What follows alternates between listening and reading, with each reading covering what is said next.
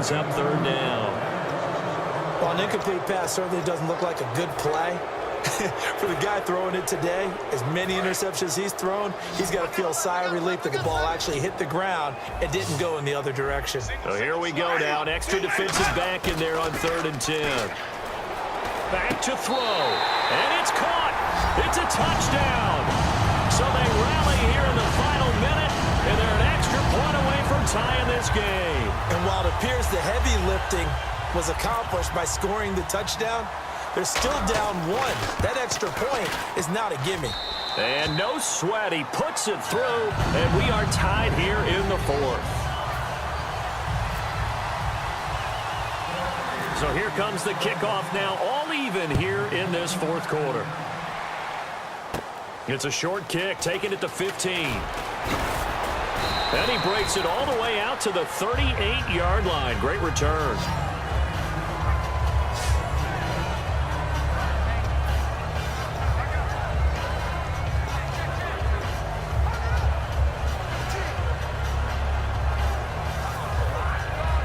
Comes the San Diego offense as they get set to see what they can do here. They need to get this around the 40 on the other side to get into field goal range.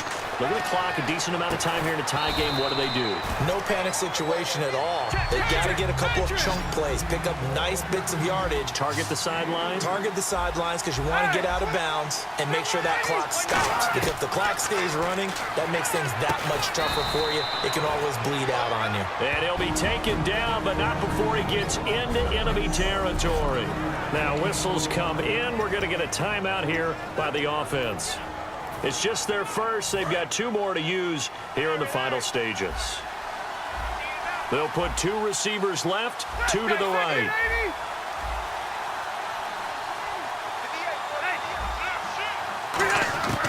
Rivers to throw. This is Gordon on the dump off.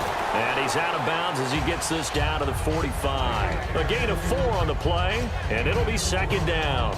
It's funny, throughout the time that we've been together, when we talk with running backs about the ability to catch the ball, their eyes light up when they talk about open field and having one-on-one matchups, don't they? Yeah, they do. And that's the reason why. What we just saw, shedding those tackles, and that's what they're used to doing. It is, and it starts at the beginning of the play, one-on-one matchup. Now hold everything here. We're going to get a timeout by the offense. That'll leave them with just 1 remaining in this 4th quarter of play. And they're just a couple of yards shy of a first down here on 3rd down. Rivers going underneath for Gordon. And he picks up the first before he's taken down at the 29. Now whistles come in. We're going to get a timeout here by the offense. That'll be their 3rd and final stoppage here as we step aside.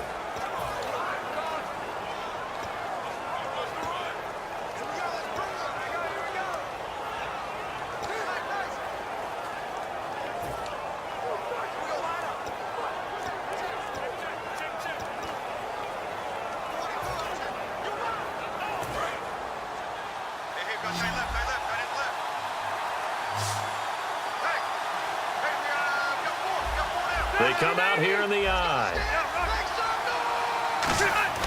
Now Rivers. And he can't get a throw off. He's taken down. What a huge play at this point in the game. And now they're in the hurry-up. And they do spike it in time with just 1 second remaining.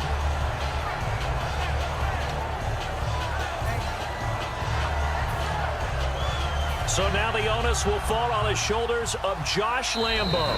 Now hang on here. Timeout called by the defense. It'll be their 3rd and final timeout, so as they talk things over, we'll step aside. So now the onus will fall on the shoulders of Josh Lambo.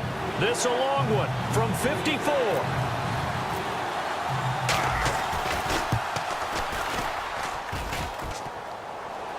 And off the crossbar, and it kicks back out.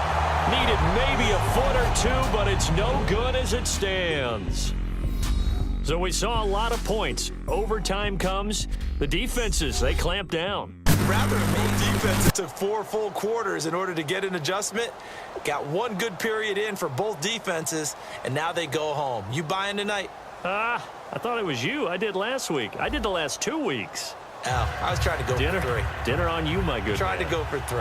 Now the Chargers offensive unit ready to see what they can do here. They're set for their first drive here in overtime, and this is where the crowd can really become a factor. They've had to battle it all day, but I know what you're saying. In overtime, that gets doubled, doesn't it? At least, because now the crowd really wants to be involved and help their team, and that first drive can dictate the whole thing because they know if this team takes it downfield and scores a touchdown, it's game over. It's been loud in here so far. The Chargers defense gearing up to take the field. See if they can regroup a little bit. They gave up the touchdown last drive. And you know from our meetings with coaches all across the league, one of their pet peeves, when teams get down, a lot of these guys now, they want to treat it like it's a video game or something. Hit reset. Let's start over, coach. Now the first 2 series, they don't even matter now. Let's play again. That's not how it works. You're down. You gave up a touchdown. You can't do it again. You have to dig in, grit it out, and fight it out. Reset buttons. It's driving everybody crazy. There are no reset buttons when you're playing in this game. Preach, Chucky. Preach. Now the first throw in overtime for Winston. And Brake has it over the middle. It's a gain of 11 yards that time, and it produces a new set of downs. And there's a completion to the tight end. And look at the size of these players nowadays. At that spot, 6'4", 6'5", and up. A lot of guys used to be basketball players, somehow came back to football. That's really good for the game of football. You're getting better athleticism, great hand-eye coordination, guys who know how to control their bodies when they run their routes. Just a yard on the pickup there, and it'll bring up a 2nd and 9. Partner, we know today's NFL is really built around the guy throwing the football. But these short runs, they still pay dividends because they can take their toll on a defense, and they can add up as the game goes along. You control the clock, you control the ball. And that way, you often control the game. Four down. Ready. Blue ready. 57. Now a play fake to Martin. Here's Winston. He's going to hit his man out of the backfield. Complete. It'll be a 3-yard gain, and they're going to face a 3rd down. I'm going to show my age here a little bit. We used to talk about running backs catching the ball as safety valves. Nowadays, they're a big part of the passing offense. Quit acting like you're so old. You're only 65.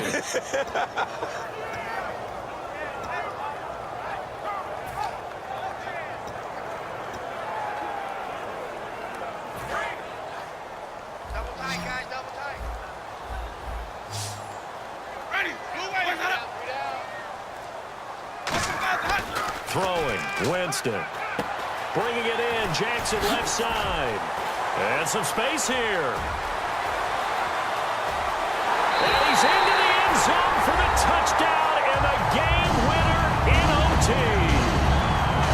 Well, you never know what you're going to expect when you come to the stadium to call a game. Sometimes you get good ones, sometimes you get bad ones, sometimes you get great ones. And that's what we had here. What an exciting finish on that last big play. And I think that as we look at it, when you're talking about a great finish, which went along with a game that obviously was dramatic because we did get into overtime, what type of play calls do you have left? What have you not shown? Or what have you made an adjustment to what you've worked on all the way through that's going to give you the play we saw to win the game? Because I know everyone's thinking that was something they just drew up. It might have been something they've been working on, and now they got the right matchup. So that's a wrap for Charles Davis. I'm Brandon Gaudin, and this has been a presentation of the NFL on EA Sports. For more, check us out at easports.com. The Bucs are winners here as we say so long from Tampa.